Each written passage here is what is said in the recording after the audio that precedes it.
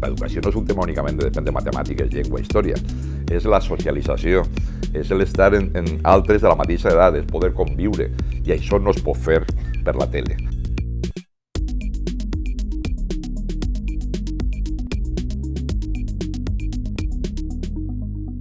Bon dia, Miquel. Bon dia. Estem a una setmana ja de l'inici de curs, el pròxim 7 de setembre, ja comença el nou curs, un curs complicat. Esta setmana s'ha vist com els centres aniran fent escalonadament aquest inici de curs. No sé si me pots concretar com es traduirà això. Sí, nosaltres havíem decidit ja el mes de maig que el curs començaria el 7 de setembre. Sí. S'ha produït l'evolució de la pandèmia que s'ha produït i a més d'això, diguem, el que fa falta és educar i explicar, informar bé a l'alumnat, a les famílies de com va funcionar tot. Per exemple, en el centre hi ha una sèrie de mesures de seguretat per a l'entrada, a l'eixida, per com anar d'un lloc a altre i tal. I vam pensar i vam parlar en el conjunt de la comunitat educativa que en lloc de fer que tots entraren el dia 7, podia ser millor donar una setmana de marxa del 7 a l'11 i que cada centre, els centres que no tenen massa alumnes podran anar tots el 7 sense cap tipus de problema i altres pot ser que els d'infantil vagin el 7, els de primer i segon cicle primer cicle primari al 8, en fi, que cada centre organitzen perquè a més a vegades quan fem aquest tipus de coses de decidir que siguin els centres els que prenguen aquestes decisions no és allò dir que s'apanyen els directors, no, és pensar que realment és que millor poden determinar quina escalonada fan són els mateixos centres que tenen característiques diferents. I de fet la majoria de la comunitat educativa va considerar que era una bona opció i ara tots ells estan decidint com ho faran i al mateix temps informaran a les famílies perquè tots sàpiguen el seu fill que va a tercer A quan li toca, diguem, incorporar-se al centre. El toca serà en una setmana, o sigui que no la diferència. Estem ja pràcticament ahí. Molt bé. La setmana passada, de fet, el president Ximo Puig va anunciar un call center específic per a tota la comunitat educativa. Quina funció tindrà aquest call center de cara a tota la comunitat educativa? Professors, alumnes i famílies, òbviament. Efectivament. Creiem que en un moment tan complicat com el que com estem ja patint, la comunicació, la possibilitat de que qualsevol ciutadà pugui tindre un contacte directe amb les persones que coneixen com està organitzat tot, és fonamental. I per això hem actuat en diferents fronts. Avui, a les 11 del matí, tenim una reunió en presidència de la Generalitat, el president, la consellera de Sanitat, la consellera d'Educació i els 3 secretaris autonòmics, jo i les 2 secretàries autonòmiques de Sanitat. I en aquesta reunió el que anem a fer és establir els mecanismes de reunions quasi diàries si fan falta, no de tots els que he dit, però sí ho assumirem més els secretaris autonòmics, el dia a dia, per a poder garantir la comunicació molt directa, a diferents nivells. I després enllaça en el call center. Nosaltres poder tenir un coneixement directe dels casos que es van produint i com actuar front a cada situació. Després, els directors dels centres educatius i directores tindran un contacte directe amb els directors o directores del centre de salut pública i del centre d'atenció primària. Però per a que no telefonen a una centraleta, sinó que parlen directament el responsable del centre de salut o el responsable del centre d'atenció primària. Per a què? Per a consultar totes les qüestions que puguen anar produint aquests dies. I d'altre costat, la comunitat educativa en general, que en definitiva és la població, perquè estem parlant de vora 1 milió d'alumnes, estem parlant per tant que afecta a la pràctica totalitat de la població, que tinga també la possibilitat de telefonar directament a un call center específic. Un call center que s'ha muntat conjuntament entre Sanitat i Educació, se contrataran al voltant de 200 persones que estaran contratar Sanitat, perquè realment la informació bàsica, diguem que en general les famílies van a demanar, és al voltant de qüestions relacionades amb les mesures sanitàries. I evidentment ho farem també conjuntament amb Educació, perquè n'hi ha temes també evidentment que serà d'organització del curs escolar. I la suma d'aquestes 3 maneres, diguem, hi haurà també un web específic de consulta, la conselleria, de consulta, on anirem pensant infografies, preguntes freqüents, respostes, tal, en definitiva per a això, que qualsevol ciutadà pugui dir vull saber què passa en aquest tema i com actuar front a aquesta situació. Vosaltres vau anunciar enguany en aquest nou curs que tindrem vora 80.000 professors. S'han fet els deures perquè vau anunciar-ho a principis de juliol. Com s'arriba a aquest consens amb la comunitat educativa de la contractació? Una de les coses que van decidir des del principi lliga al que estava comentant ara. Des que es va produir el tancament al mes de març, hem tingut reunions pràcticament setmanals en tots els sectors de la comunitat educativa. Videoconferència, transconferència, en associacions de mares i pares, en els sindicats de la pública, sindicats de la concertada, patronals de la concertada, estudiants, directors, molt importants, directors i directores d'infantil i primària, de secundària, de centres pedagògics especials, en la idea de, per un costat, nosaltres anàvem fent propostes, portant esborrans d'instruccions, resolucions, i escoltàvem a tots. Però, a més, després vam donar un altre pas, escoltar-los conjuntament. I per això es va crear el fòrum educatiu. Perquè, si no, moltes vegades, un col·lectiu concret, el professorat, les famílies, proposen alguna cosa que altres estan radicalment en contra. I és bo escoltar-se conjuntament i poder cada un contar. A partir d'ahí, van anar plantejant una sèrie d'estructures de com organitzar el curs i van arribar a un acord en 4 dels 5 sindicats de la pública, en els 5 sindicats de la concertada i en les 3 patronals de la concertada. En el sentit de compartir l'estructura general de com s'organitza el curs, no vol dir que s'estigui d'acord al detall en tot, sinó simplement l'estructura general, i sobretot compartir que els problemes que es vagin produint es resoldrem junts, en el sentit de poder comentar-los. I aquest és el punt bàsic de l'acord. A partir d'ahí, què vam fer? També considerar que no tots els centres requerien el mateix. No és el mateix un centre que està en la zona rural en un número d'alumnes reduït que un centre que està ple i que té 25-30 alumnes per aula, etc.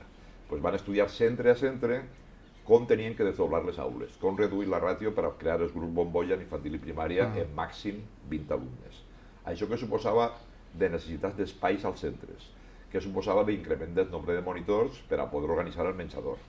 Que despeses extraordinàries tenien cada centre, que no són les mateixes de nou, en funció de les característiques de cada centre. I a partir d'aquest estudi individual dels més de 2.000 centres de la comunitat, van enviar una fitxa explicant, el que nosaltres havíem fet de cada centre. I a partir de, en concret, en infantil i primària, en quant a l'estructuració del nombre de grups, com reduir de 25 alumnes a 20, com crear, perquè no era dividir 25 partit per 2 a 12, perquè si no haurien anat a duplicar i no tenien ni espai ni professorat, sinó a crear grups mixtes, internivells, etc.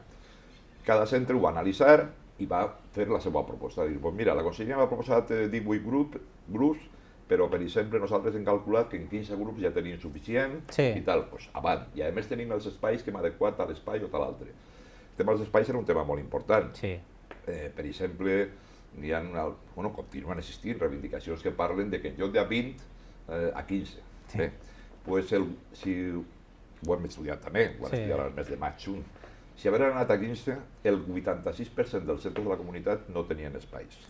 Vol dir que el 86% tenien que buscar aules fora del centre. Anem a suposar que els ajuntaments hauran tingut aules per a tots, cosa que no és real, evidentment. Sobretot, òbviament. 5 aules fora, 6 aules fora. Doncs que tenim 2 aules a la Casa de Cultura, altres 2 en un altre lloc, al llarg de dalt, i que el transport escolar que va per les 4, el professorat quan acaba classe en una aula se'n va d'excursió per la ciutat a l'altra.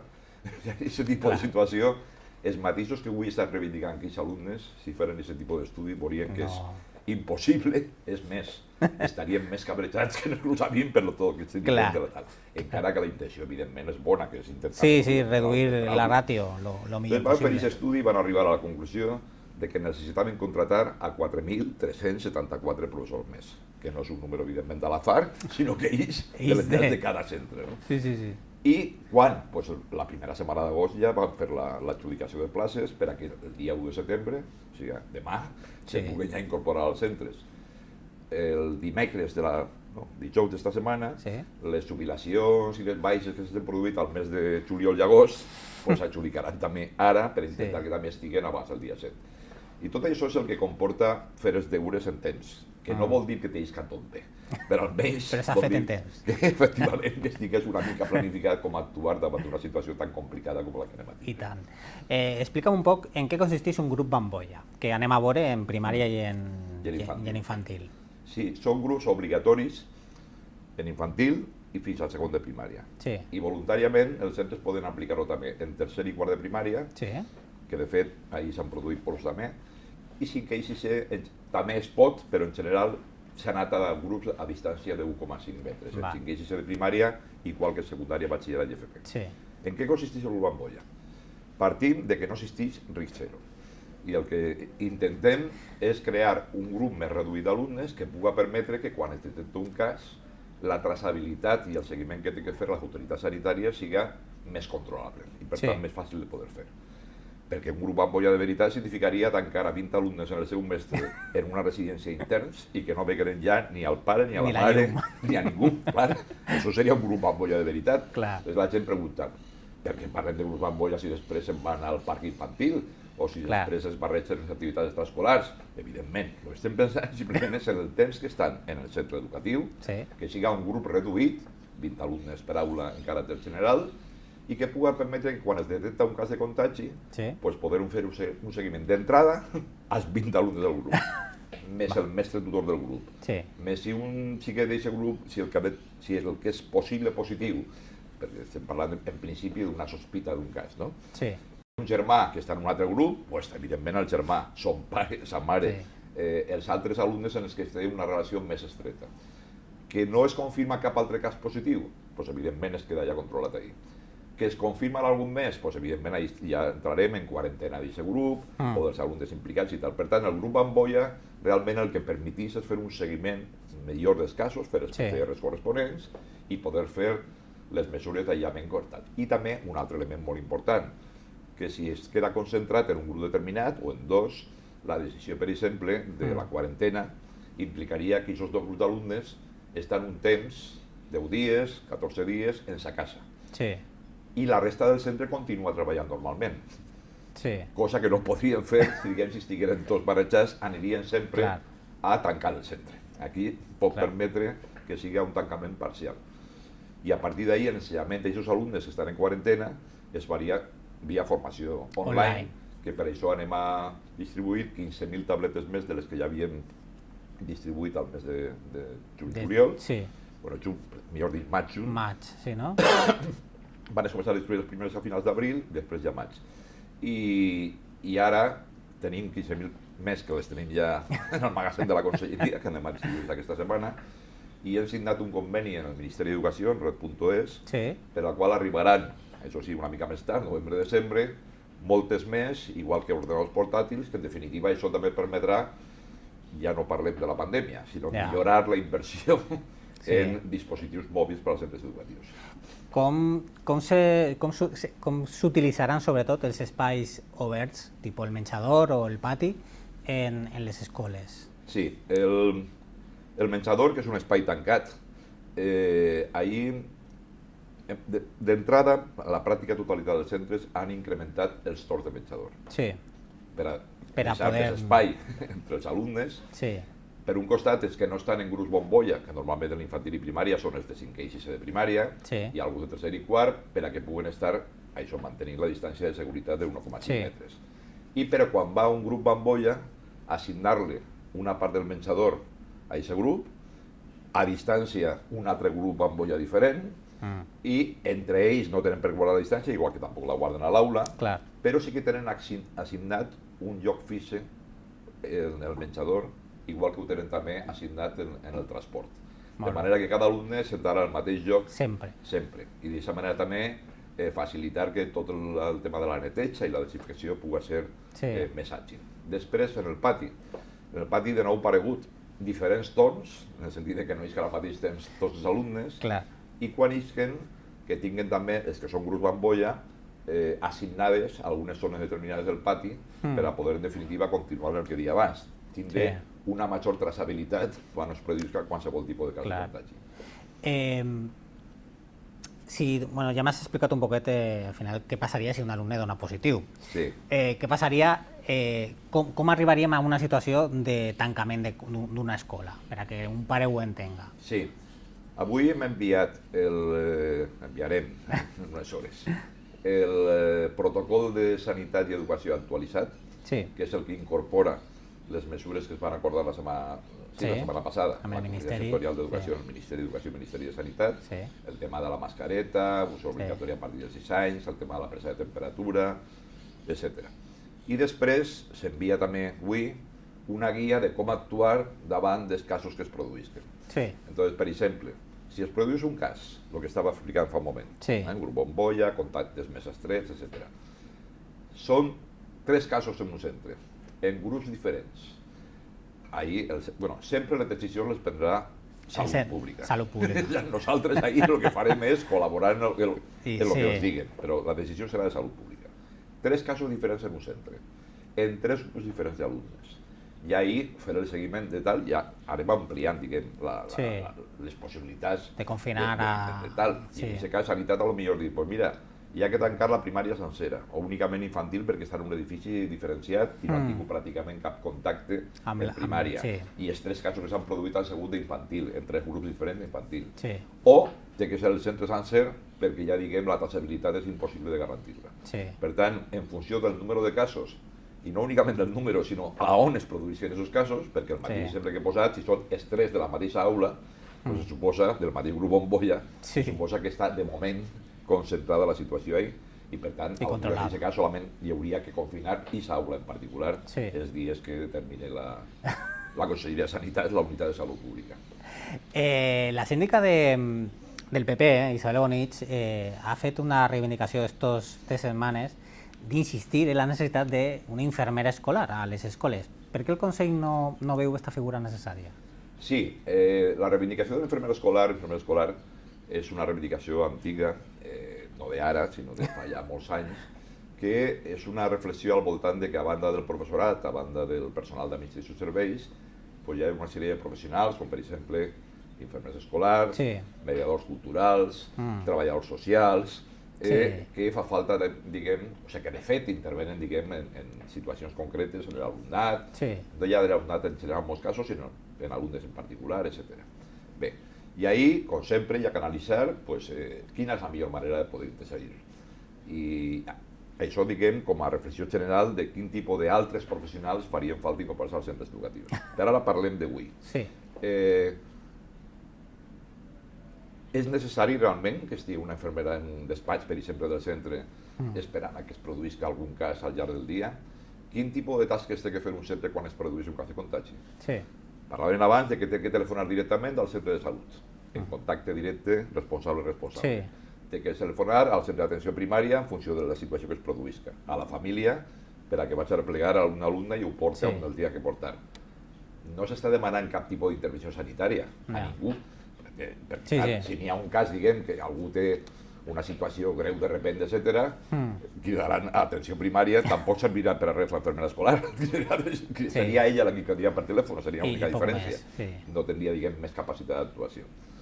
Per tant, el que pensem que hi ha que garantir és aquest contacte directe, que només que es produïsca qualsevol tipus de situació, hi ha un tipus de situació, dubtes de que fer educació per a la salut dels alumnes, programes d'educació per a la salut, des de fa ja molts anys, dècades, i el que ja fa falta és introduir que enguany hi ha que donar-li més rellevància i en particular una formació específica al voltant del que significa la pandèmia que estem patint, com actuar, el tema de la neteja dels mans, la distància de seguretat, els grups socials, en fi, una tasca que és important que faci el conjunt de la comunitat educativa. I jo després, respecte al comentari específic d'Isabel Bonich en aquest cas, li diria que és curiós que ho plantegen així i no s'aplique en cap comunitat autònoma que governa el Partit Popular, ni en Madrid, ni en Galícia, ni en Múrcia, ni en Castella i Lleó, ni en Andalusia. Per tant, jo crec que, en fi, una mica de coherència tampoc estaria mal demanar. Molt bé, sí, i tant.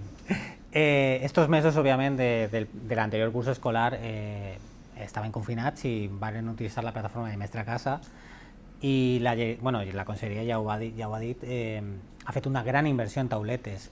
Com heu vist, sobretot, el problema de l'escletxa digital, que òbviament a tots no tenim les mateixes condicions per a poder accedir a internet a casa? Sí, és evident que a més l'escletxa digital normalment va associada també a l'escletxa social. És a dir, que normalment les famílies que tenen menys mitjans materials, també en general el seu nivell formatiu i cultural és més baix, tenen, en general parles, sense criticar a ningú, és un tema objectiu, tenen més dificultats per ajudar al seu fill o a la seva filla, diguem, en la resolució dels deures, no? És evident que no és el mateix en infantil que en primària, quan ja són un alumne de secundària, batxillerat, FP, i tot això fa que quan no tens més remei, evidentment el que hi ha que fer és millorar les plataformes informàtiques, s'ha multiplicat per 5 la plataforma Aules, s'està millorant la web família, I enguany, a més, jo crec que el vot qualitatiu més important és que totes les aules de primària tindran una línia Webex. Per a què? Per a que els alumnes de tercero A sàpiguen que tenen ahí una línia Webex en la qual tots els seus mestres podran, quan estiguin confinats en casa, parlar directament per videoconferència en classe. En quin horari? En el mateix horari que en el col·le. Ahí que estan de 9 a 2 tornant classe, doncs de 9 a 2. I el professorat igual. En el mateix horari presencial ho té que fer quan sigui a distància. I en el cas de secundària, batxillerat i FP serà una aula per cada profe. Perdó, una línia Webex per cada profe. Perquè en secundària intervenen més profes diferents i també si uno dona matemàtiques la dona en diferents curs, es tracta de que pugui utilitzar aquesta línia Webex per a donar matemàtiques en primer, en segon, en batxillerat, en el curs que li correspon. I per això la inversió també permet, i clar, això té que anar acompanyat de més formació del professorat en l'ús de les noves tecnologies, que ja no són tan noves, en noves metodologies també de treball, en elaborar materials que pugueu utilitzar el professorat.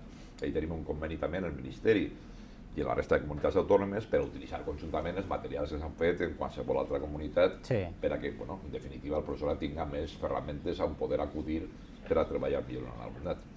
Ja per acabar, Miquel, hem posat, nosaltres els mitjans, però no només d'ací de la terra, sinó a nivell nacional han posat la Comunitat Valenciana com un exemple de l'única autonomia de tota Espanya que ha fet els deures.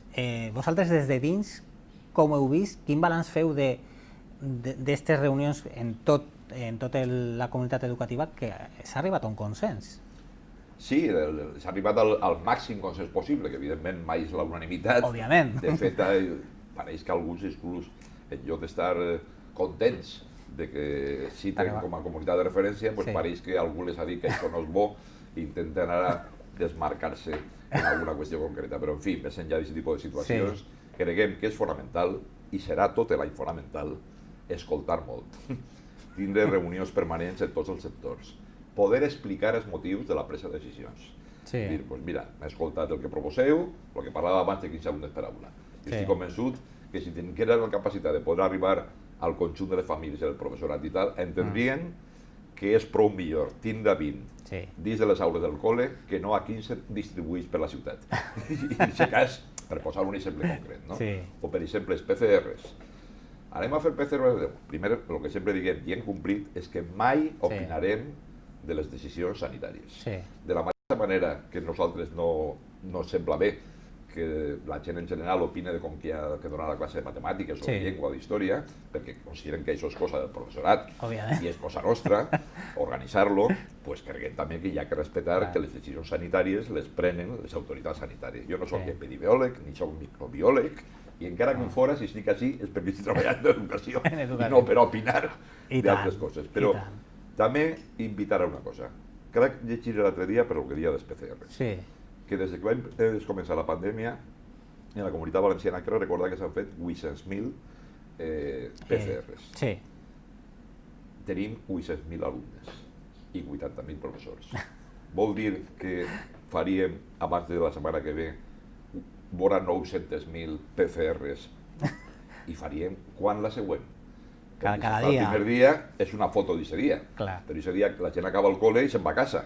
I se junta son pares, sa mare, els germans, els amics, que anaven per ell, un altre a la setmana següent, cada 15 dies. Jo crec que hi ha que saber també que tenim coses que es poden fer i que tenen sentit fer-les. N'hi ha molta demanda, és normal, perquè quan n'hi ha por, és normal que diguem que la gent demane, faltaria més, tot tipus de mesures per estar més tranquils ells, els seus fills, les seues filles i tal. Però tenim que analitzar també les diferents propostes que fa, quines implicacions tenen, si es poden aplicar o no aplicar, i a partir d'ahí jo crec que per això n'hi ha que escoltar molt, però molt tots els que proposen, però també. I nosaltres que tenim capacitat de poder explicar per què, evidentment s'equivocarem, tots, però poder explicar, doncs mira, aquesta mesura s'ha adoptat per aquests motius. I si considerem que hi ha que rectificar, perquè a més la situació serà canviant, hi haurà que anar ajustant i rectificant. Quin missatge ja per acabar donaria als pares i les mares per a calmar-los, sobretot de que és necessari que els xiquets tornen a escola i que és segur que, evidentment, no hi ha un risc zero? Efectivament. Doncs, en primer lloc, ser conscients de que l'educació presencial no es pot substituir, sobretot en infantil i primària i en Sí. primer curs de secundària per una formació online. La formació a distància únicament té sentit quan no tenim més remei, que és l'única forma de poder arribar a tenir un contacte amb l'alumne. Segon lloc, que l'educació no és un tema únicament de matemàtiques, llengua, història, és la socialització, és l'estar en altres de la mateixa edat, és poder conviure, i això no es pot fer per la tele. Això es té que fer necessàriament en un centre educatiu. I és molt, molt important que els alumnes que porten ja vora 6 mesos estan en els seus companys, en els seus amics, en els seus mestres, que realment tinguin possibilitat de tornar a incorporar-se a l'escola. Això per un costat, o sigui, que la importància de que tornem, sempre evidentment, que la situació sanitària ho permetisca, als centres. I ja que tenim que tornar, evidentment hi ha que tornar als centres segurs i saludables. Sanitat ha marcat una sèrie de criteris, la distància social, la mascareta, la neteja constant de les mans, i aquest tipus de qüestions que pareixen molt senzilles, però hi ha que insistir cada dia que en que ho apliquem tots, tota la població. I per tant, ahir és important també que les famílies sàpiguen que els centres educatius van a ser més segurs que anar al parc infantil, més segurs que anar a una reunió familiar el cap de setmana, més segurs, en definitiva, que la majoria dels espais socials on els xiquets estan socialitzant-se, perquè clar, a vegades quan algú diu és que no me fio de tal, ho vas a tindre el teu fill tancat en la seva habitació tot el dia? Perquè si no ho tens tancat, vol dir que quan tu o la teua parella o el teu iaio vaig a tal, va estar fora també i va estar en contacte després amb ell. Per tant, coneguem que el risc no existís, el que tenim que fer entre tots és que els centres siguin els espais el més segurs possible. I sobretot en el sentit que comentaven abans, que quan es produïsca un cas, si actua de manera immediata, es facin les PCRs corresponents, el seguiment que marca Salut, i a partir d'ahir jo crec que entre totes i tots eixirem d'esta, perquè som un país en ganes de fer les coses bé. Moltíssimes gràcies, Miquel, pel teu temps i molta sort, i molta sort en este curs tan important. Molta sort per a tots, si el fa falta, però ho faré. Gràcies a vosaltres. Gràcies.